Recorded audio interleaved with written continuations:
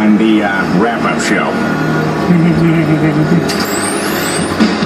Welcome back to the wrap-up show. 888-STERN-100 is the number to call. Join me, Gary, Ronnie, Shuley. I see Lisa G over there is going to be doing some news headlines in a sec. And before we get to that, we just spent a couple minutes talking about Kevin Nealon, who Howard really enjoys talking to. And of all the stories Kevin Nealon told, being a bartender at the Improv, the Steve Martin stuff, the one that stuck with me was the James Taylor date, because we've all been in that situation where you get to meet this guy and he ended up having dinner with him, and next thing you know, he's flying to the vineyard to videotape JT's rehearsal. And what a great story, because it did feel like a courtship in a way. Yeah, and so here's a great thing. I go into the green room. Kevin is a super fan of the show, and he's always a great guy. But I mean, to the point of like, how's this one, how's that one? Do you enjoy doing the wrap-up show? And he tells me his listening habits. So we just start to talk, and he told me the James Taylor story a little bit, in the green room. And I was like, I used to be a big dick. I used to just go and fucking tell the stories people were surprised. I after it was okay to talk about, but I knew it would be something Howard would be interested in, because Howard, I know, has had that experience. John, have you had that experience? Where someone flies to come see me? No, but you meet somebody that you really love and respect, and it's more than a passing meeting, and then you're like, I don't know what to do. Yeah, it sort of reminds me of the Seinfeld Keith Hernandez thing, when they get to be friends, you're on a move, you're driving to the airport, that kind of thing. And you feel weird because you've always idolized this person, and now they're treating you like almost an equal, and it sets up an odd kind of relationship. It's almost what I imagine it was like when JD hung out with Ryan Phillippe. Ryan Phillippe, with open arms, said, come and hang with my buds and be one of the crew. And, I know JD watches a lot of movies, It must have been very awkward for him. Yeah, and now he's one of Phillippe's boys, so good. I love when he asked the girls, who's the one that got hit by the celebrity, by the way? Was it either of you two? Can you tell me off the air, you promise? That's great. The other thing that Kevin said to Howard, in a complimentary way, he said, is it fair to lump you in with the other comedians? Because that's how I think you. And Howard said, thank you, yes. And he should be viewed, I think, as a Steve Martin, that type. Although he's on the radio, he's an unbelievably talented comedian, and I was glad to hear Kevin say something like that. Yeah, we've seen lists of the 50 greatest comedians in the world. Howard's either not on them or low on the list, because Howard's not a comedian in the traditional sense. Right. Howard doesn't get up and do stand-up, but Kevin hit it right on the head. His timing is great, and he has provided probably more hours of comedy. And I love Louis C.K., and the rap on Louis C.K. that makes him brilliant is that Louis C.K. puts an act, a 2-hour act together, and then after 6 months throws it away. Well, after he does it, he throws it away. And starts a brand new one. And they talk about how insane it is. Yeah. Well, the truth of the matter is Howard puts a 4-hour act on every day and throws it away. Chris Rock always says that when he comes in. If I had to do what you had to do 4 hours every day, he couldn't do it. I mean, it's definitely a special. And Nealon's last special, it aired on Showtime. I can't remember the title of it right now, but it is fucking hilarious. And you know him so well from Saturday Night Live and so many sketches and parts on different TV shows. You don't think of him as a great stand-up comic, but he really is. He's one of the best. Yeah, it's amazing how sometimes you can forget people. There was a period of time where I just I sort of forgot about Kevin Nealon, and what made me love him again was he was so good on Weeds. Yeah. I mean, he was just despicable, funny, the lawyer friend, and he would fuck anybody. Played it quite well. And was very good at it. And I was like, I forgot how funny Kevin Nealon is. And so then you see him on that, and it makes you want to go look at the specials. Lisa J, I see you over there. What's coming up in the Howard 100 News? Oh, big stuff, John and Gary. Howard 100 News was backstage when Gary exited the studio after the big veggie blow-up, and Stern staffers have lots to say about his behavior and the way Gary was treated. Shuley and John Lieberman ran back there so quick. I haven't run like that in about 12 years, to be honest with you. Team coverage, very excited about that. And also we go into the green room with the contestants of the Dating JD contest. And we have JD's reaction to when Howard kept saying to him, don't fuck it up, and how JD feels about that. We speak to the ladies. We spoke to Megan and got her initial reaction about being the winner of the big contest. And also we got a hold of the CEO and founder of Tommy John Underwear. Is it Tommy John? No, his name is Tom Patterson.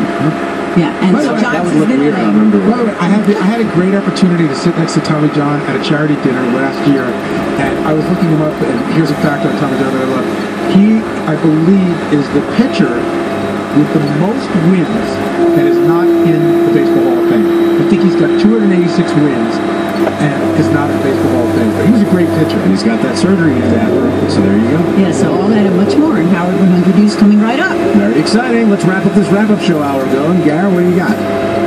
Go to howardstern.com because today is the last day for a variety of ways to win the last two sets of birthday show tickets. I think one is North Shore Animal League, so bid and help get this wing built for the kiddies, and howardstern.com. Yeah, all ticket information is at howardstern.com. Thank you, Gary. Ronnie. Come see me January 30th, Thursday night, for the grand opening of Vivid Cabaret in New York City, and on Saturday night at Rick's Cabaret, we're giving away tickets to the big game. It's going to be a busy weekend for you. Busy weekend. Wow. All right. The big game. Shirley, what do you got? Friday night, I'm in New Jersey. Saturday night, I'm in Belmore, Long Island. You can follow me at Twitter for all details at Shalom Shuli. Very nice. Megan, Sarah, thank you guys both so much for stopping by. We had a fun-filled day today. I'm on Twitter at John Hine if you care, and thanks for listening to the wrap-up show on Howard 100 and Howard 101.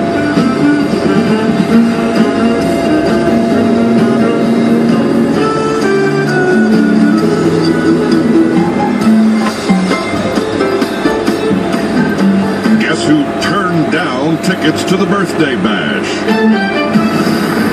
No more bullshit.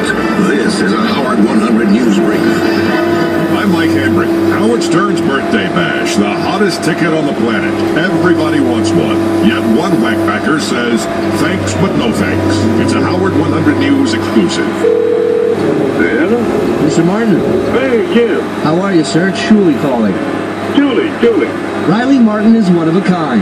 That's why the man has his own show on Howard 101. In the past, Riley and I haven't always gotten along, but this call was bound to make him happy. It was time to let Riley know he's going to the bash. You have a ticket to the Howard Stern birthday bash. Oh, okay. Let's see, that'll be me, Iran, and the old lady, I guess, and my driver. You can send the tickets, kid, but I can't promise you that we can make it, man. I mean, you know. Well, I think they would have to, know if you're coming or not, though, ahead of time, because that way, other people can go that Right. You know what I mean? Yeah, right. Well, I appreciate it. I appreciate the invitation. It's just the same as if I had taken it. But be so kind as to give those lovely tickets to some more worthy people and invite them over, man, okay? Now I've confirmed it. He is definitely from another planet. Shuli Agar, Howard 100 News. Howard 100 News. We don't like you either. We haven't heard from Whackpacker Medicated Pete in a while. We sent John Lieberman to find out why. Yeah, I put some foam on the snow, and basically I went one way and my shoulder went the other. So it was kind of nasty. Is it dislocated? Yeah. How long do you have to wear a cast on it? It's not a cast, it's a sling. It's to keep it from not banging into anything. Tommy John underwear. Howard wore them Tuesday morning. Micromodal is the fabric the underwear is made of. CEO Tom Patterson tells us what that is. It's a natural fiber derived from the beechwood tree, but it does go through a synthetic process, and that synthetic process is what gives it such a soft skin feeling. Another Howard 100 News brief at the top of the hour, or as close as we can get.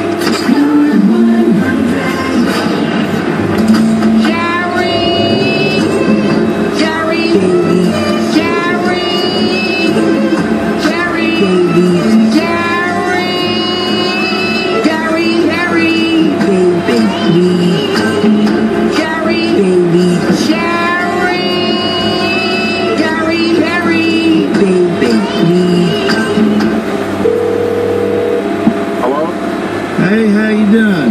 Oh, not bad. Hey, I saw your sign. You still got the dough and heat, the deer piss? Yes, sir. Oh, good deal, good deal. How much you got? I got lots of it. Where exactly did you get that from? Yeah, I have 12 deer out there in the backyard. Like how much would I be able to buy a lot? Like maybe a gallon of piss, or? It's more expensive. Yeah. How much for a gallon? A gallon's like $400. Oh, really? Well, it'd be worth it. I like it. So. Yeah. Now, how's it smell? Excellent. I bring my doves in to eat early, and actually I got to do one what do you do to him? We give him a shot of hormones. I don't really hunt or anything, but I just like it. Yeah. Would you mind, like, could I drink the urine in front of